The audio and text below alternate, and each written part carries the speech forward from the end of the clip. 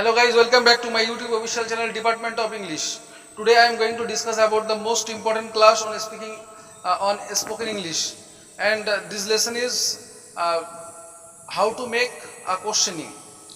তো যাই হোক, আমি বিগত ক্লাসে মানে কিভাবে কোশ্চেন বানাতে হয়, কোশ্চেনের যে ফরম্যাট, কিভাবে সেই প্রশ্নকে তুমি কাজে লাগিয়ে ইংলিশে খুব সহজেই স্পিক করতে পারবে। কোশ্চেন করার না মানে কোশ্চেন তুমি যখন না করতে পারবে তখন কোনো উত্তরের মানে উত্তর তোমাকে কেউ দিতে পারবে না। তো যাই হোক, প্রশ্ন তোমাকে ছুটতে হবে আগে, তারপর তো উত্তর হবে। তো সেই প্রশ্ন করার মানে একেবারে সুন্দর একটা ট্রিক্সের কীভাবে তোমরা কোশ্চেন করবে এবং কেমনভাবে প্রশ্ন করবে সেই অভিনব ক্লাস নিয়ে আজকে শুরু করতে চলেছি আমাদের কোশ্চেনিং প্ল্যান। তো সেই কোশ্চেনিং প্ল্যানের মধ্যে আমি গত ক্লাসে 3টে টার্ম আলোচনা করেছিলাম। আজকে আমি 2টো টার্ম আলোচনা করতে চলেছি। সেই 2টো টার্ম হলো, একটা হচ্ছে ট্যাগ টাইপ। একটা কি? Tag type. ট্যাগ টাইপ, দেখো ট্যাগ টাইপটা কেমন ধরনের টাইপ বলো তো? ট্যাগ টাইপটা হচ্ছে এই ধরনের ক্ষেত্রে, এই ধরনের বাক্যের ক্ষেত্রে বা এই ধরনের কোশ্চেনের ক্ষেত্রে, এই ধরনের কোশ্চেনের ক্ষেত্রে, এই ধরনের কোশ্চেন এর ক্ষেত্রে প্রথমেই কি থাকবে? প্রথমেই থাকবে বিবৃতিমূলক উদ্ধৃতি। প্রথমেই থাকবে কি? বিবৃতিমূলক উদ্ধৃতি। বিবৃতিমূলক উদ্ধৃতি থাকবে, মূলক উদ্ধৃতি থাকবে। এবং বাক্যের শেষে থাকবে কোশ্চেন। বাক্যের শেষে থাকবে কোশ্চেন। তো এখন বিষয়টি হলো, মানে কোশ্চেন মার্ক থাকবে বাক্যের শেষে। এখন বিষয়টা কি দেখো, তাহলে ট্যাগ টাইপটা কি ধরনের? এই ধরনের কোশ্চেনের ক্ষেত্রে প্রথমে বিবৃতিমূলক উদ্ধৃতি থাকবে এবং বাক্যের শেষে থাকবে কোশ্চেন মার্ক। তো এখন আমরা বিষয়টা এবার উদাহরণ দিয়ে বোঝাই। দেখো, যেমন ধরো বলা হলো, যেমন আমরা কি বলতে পারি, যেমন দেখো, দ্য ট্রেন হ্যাজ অলরেডি গান। The train has already gone. Has not it? এই ধরনের কথাগুলো, মানে ট্রেনটা ইতিমধ্যে চলে গেছে, যায়নি কি? এবার দেখো, তাহলে আমরা প্রথমে যে বাক্যটা লিখেছি, দেখো, দ্য ট্রেন হ্যাজ অলরেডি গান। এই দ্য ট্রেন হ্যাজ অলরেডি গান, এই যে কথাটা লিখলাম, এই কথাটা কি অ্যাসার্টিভ আকারে আছে, মানে এটা বিবৃতিমূলক আকারে আছে। তারপরে আমরা শেষে কি করেছি বলতো? একটা কোশ্চেন, একটা কোশ্চেনিং মার্ক নিয়ে এসেছি, কি? হ্যাজ নট ইট, তাই নয় কি? তাহলে এবার দেখো, আমরা আরো 2টো উদাহরণ নিলে আরো বিষয়টি ক্লিয়ার হয়ে যাবে। দেখো, নাম্বার 2, এক্সাম্পল নাম্বার 2। তাহলে বুঝতে পারছো তো? তাহলে সাধারণ একটা কথা থাকবে এবং শেষে আমরা একটা নট, একটা মানে নেগেটিভ সেন্স আসতে পারে কিংবা পজিটিভ সেন্সও আসতে পারে। তো সেখানে একটা কোশ্চেনিং থাকবে। যেমন দেখো, I have meet you before. I have met you before. Meet you before, তাহলে এটা একটা সাধারণ বিবৃতি। এবার দেখো, তাহলে I have met you before, তাহলে কি লিখবো? have not I। তাহলে এবার দেখো, তাহলে আমরা কি লিখছি বলতো? I have met you before, আমি তোমার সঙ্গে সাক্ষাৎ করেছিলাম। have not I, সাক্ষাৎ করিনি কি? এবার দেখো নাম্বার 3, যেমন ধরো বলা হলো, he likes the girl, does not he? দেখো, he likes the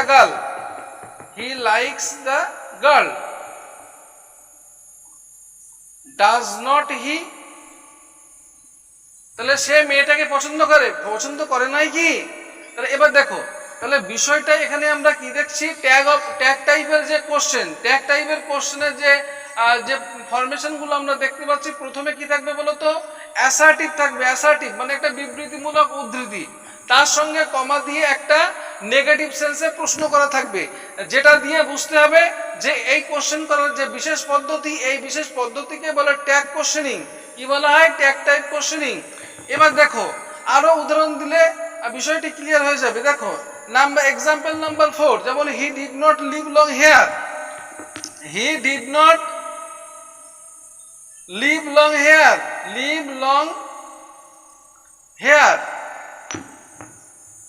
did he, did he, দেখো বিষয়টা কি হলো, he did not live long here, did he. এখন তাহলে আমরা কি দেখলাম বলতো, মানে আমরা ট্যাগ অফ কোশ্চেনিং এর ক্ষেত্রে আরেকবার দেখে নাও, তাহলে ট্যাগ অফ কোশ্চেনিং এর ক্ষেত্রে প্রথমে একটা বিবৃতিমূলক উদ্ধৃতি থাকবে, তারপরে উদ্ধৃতির পরে একটা কমা হবে, তারপর তোমাকে কোশ্চেন করবে, মানে তুমি কি ভাত, মানে তুমি ভাত খেয়েছো, ভাত খেয়েছো কি, মানে এরকম ধরনের ব্যাপার। তো আমরা এখানে চারটে উদাহরণ দিলাম, এই চারটে উদাহরণ দিয়ে আমরা ট্যাগ টাইপের কোশ্চেনিং তোমাদের যে ডাউট আছে সেই ডাউটটা ক্লিয়ার করে দিলাম। তাহলে এবার দেখো আমরা নেক্সট হচ্ছে ডিক্লারেটিভ টাইপ। এটা এই টাইপের কোশ্চেনটা ভীষণ ইন্টারেস্টিং, এটা আমরা অনেকেই ভুল করি। বিষয়টা আমাদের এই বিষয়টা মানে খুব রেয়ার সংখ্যক আছে মানুষ যারা এই বিষয়টা জানে। আমরা মাঝে মধ্যে দেখো আমরা যে বাক্যগুলো লিখি সেই বাক্যে একটা সাধারণ স্টেটমেন্ট বাক্য লেখার পরে শেষে ফুল স্টপ না দিয়ে জিজ্ঞাসা চিহ্ন দিই। এই দৃশ্য দেখার পরে অনেকে ভাবে মা তাহলে তো কোশ্চেনটা ভুল, মানে এরকম বাক্যে কি কখনো জিজ্ঞাসা চিহ্ন হয়? তো দেখো সেই অভিনব বিষয়টা নিয়ে আজকে আমি তোমাদেরকে মানে একেবারে ক্লিয়ার করে দিচ্ছি। দেখো আমরা এমন কিছু বাক্য ইউজ করি যে বাক্যগুলো প্রতিনিয়ত আমাদের কি হয়, আমরা যখন কোনো কোশ্চেনিং তৈরি করি তাহলে কি হয়, প্রথমে বিভার্ব থাকে, কিংবা ডু ডিড ডাস থাকতে পারে, কিংবা কোনো ডব্লিউএইচ ওয়ার্ড থাকে। এই সমস্ত ওয়ার্ডের ফরমেশনগুলোকে কাজে লাগিয়ে আমরা কি করি, প্রশ্ন করি। তো এখন দেখো একটা সাধারণ বাক্য লিখে ধরো বলা হলো আই ইট রাইস, এবার লেখার পরে শেষে জিজ্ঞাসা চিহ্ন থাকলো, তার মানে কি বাক্য ভুল? নিশ্চয়ই ভুল না। সেই অভিনব ক্লাস নিয়ে আজকে হাজির হয়েছি। Stay with me to learn, the department of English is always with you. তো দেখো বিষয়টা দেখো, খেয়াল করো। তাই আমাদের পরবর্তী টার্ম কি, ডিক্লারেটিভ টাইপ। ডিক্লারেটিভ টাইপ, দেখো এই টাইপের কোশ্চেনটা ভীষণ সহজ, ভীষণ একটা অভিনব বিষয়। এই ধরনের বাক্যের শেষে প্রশ্নসূচক একটা স্পষ্ট আভা পাওয়া যাবে। কি হবে, এই ধরনের বাক্যের শেষে, এই ধরনের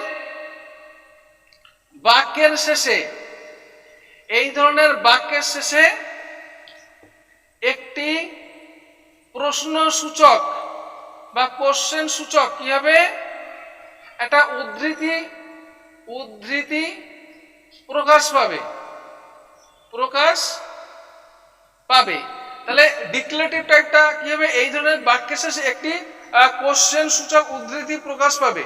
যেমন বিষয়টা কি বলতো, বিষয়টা দেখো, বিষয়টা হলো আমি একটা বাক্য লিখছি, সেই বাক্য দেখলে তোমরা একেবারে তোমাদের যে ধারণাটা ক্লিয়ার হয়ে যাবে। যেমন I have got the ticket, বা I have got the ticket, I have got the ticket দিয়ে বাক্যটার শেষে জিজ্ঞাসা চিহ্ন। এখন ইন জেনারেলি আমরা দেখলে কি হবে বলতো, I have got the ticket এখানে কেন জিজ্ঞাসা চিহ্ন হবে?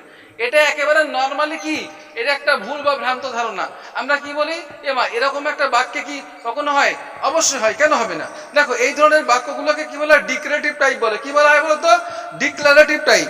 এখন বিষয়টা হলো এই ডিক্লারেটিভ টাইপটার ক্ষেত্রে কি হবে, দেখো এখানে একটা জিজ্ঞাসা চিহ্ন, তাহলে I have got the ticket, তাহলে আমার কাছে কি টিকিট আছে কি না, এরকম একটা উদ্ধৃতি প্রকাশ পাচ্ছে। নাম্বার 2, এবার 2 নম্বরে এসো, দেখো আরেকটা উদাহরণ দেখি। There is something to eat, দেখো there is something to it.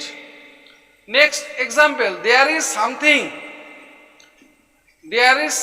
Two eat. এখন বিষয়টা হলো দেখো, মানে এমন কিছু কি আছে, খাবার আছে কি? তাহলে এইরকম একটা প্রশ্নসূচক উদ্ধৃতি যখন প্রকাশ পাবে তখন কি হবে বলতো, তখন একটা এই ধরনের কথাগুলোকে বলা হয়, এই ধরনের কোশ্চেনিং করার পদ্ধতিকে বলা হয় ডিক্লারেটিভ টাইপ অফ কোশ্চেনিং। কি বলা হয়, ডিক্লারেটিভ টাইপ অফ কোশ্চেনিং। এখন বিষয়টা হচ্ছে এইগুলো তোমাদের শিখতে হবে এবং এগুলোকে কাজে লাগিয়ে তুমি সহজেই স্পোকেন ইংলিশ বা ইংলিশে কথা বলতে পারবে। এখন বিষয়টা হচ্ছে I have got the ticket, আমার কাছে টিকিট আছে কি? তাহলে এমন মানে টিকিট কি আছে কি না, মানে এরকম একটা উদ্ধৃতি যখন প্রকাশ পাবে, মানে কিছু কিছু বাক্যের ক্ষেত্রে যেগুলোকে ডিক্লারেটিভ টাইপ বলে, তাহলে এখন এরপর থেকে যদি কেউ একটা সাধারণ বাক্য লিখে জিজ্ঞাসা চিহ্ন দেয়, এবং তাহলে আমাদের কি মনে হবে যে না ওটা দেওয়া যেতে পারে, কারণ কি এই ধরনের বাক্যের শেষে একটা কোশ্চেন সূচক উদ্ধৃতি প্রকাশ পাবে। তো কোশ্চেন সূচক উদ্ধৃতি প্রকাশ পাওয়ার ক্ষেত্রে এটা ডিক্লারেটিভ মুডের ক্ষেত্রে আমরা ইন জেনারেল সাধারণ বাক্যের শেষে আমরা জিজ্ঞাসা চিহ্ন দিতে পারি।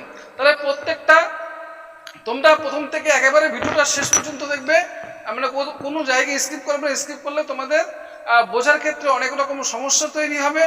তো যাই হোক, ক্লাসটা কেমন লেগেছে তোমরা কমেন্টের মাধ্যমে জানাবে। আজ ক্লাস এখানেই শেষ করছি, ততক্ষণ তোমরা সুস্থ থাকো, সুন্দর থাকো। All the best.